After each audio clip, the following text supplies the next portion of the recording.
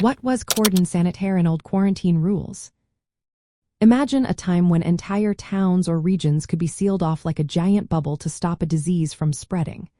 That was the idea behind a Cordon Sanitaire and old quarantine rules. It was a strict, often militarized barrier that surrounded an infected area, such as a town, region, or island. The goal was to prevent anyone from entering or leaving, effectively isolating the place until the epidemic was over.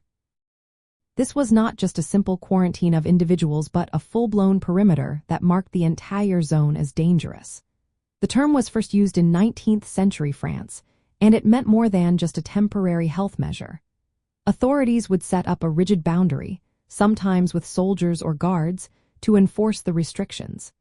It was like putting a giant wall around the infected area, making sure no one could escape or come in. This approach was used against deadly diseases like the plague, cholera, and yellow fever. For example, on the island of Majorca in Spain, officials created multiple defensive rings along the coast and land borders to keep out these diseases. The enforcement involved civil authorities working with the military, showing how serious and strict these measures were. From a public health view, cordon sanitaires were blunt tools. They could be effective in stopping disease spread but often caused social and political issues.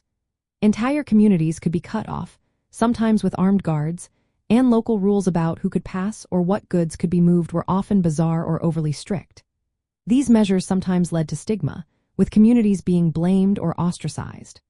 Over time, as scientists learned more about how diseases spread, these strict borders were replaced by more targeted, temporary quarantines. These new rules focused on isolating only those who had been exposed or infected, rather than entire regions.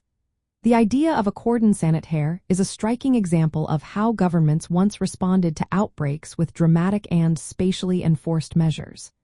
It was a legal and social quarantine of entire communities, often with military support, to contain the disease. Today, such measures seem extreme, but back then, they were seen as necessary to protect public health, even if they sometimes felt like a form of social imprisonment.